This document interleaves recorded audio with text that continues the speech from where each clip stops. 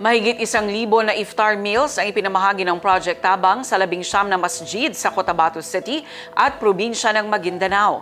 Ang Partners in Peace and Progress story mula kay Marcos Uy.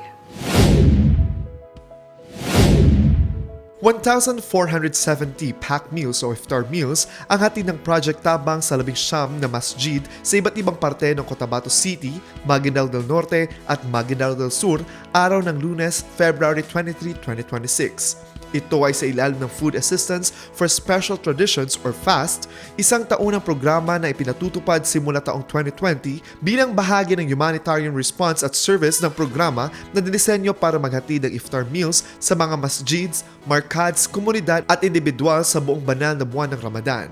Sa pamamagitan ng tanggapan ni Interim Chief Minister Abdul Rauf Sami Gambar Makakwa at ipinatutupad ng Project Management Office sa ilalim ng pamumuno ni Project Manager Ibrahim Lacua, tuloy ang pangako ng Bangsamoro Government na tulungan ang mga mamamayan sa grassroots level at ilapit ang serbisyo lalo na sa mga mahihirap, apektado ng kalamidad at kaguluhan. Marcos Uy, iMinds Philippines.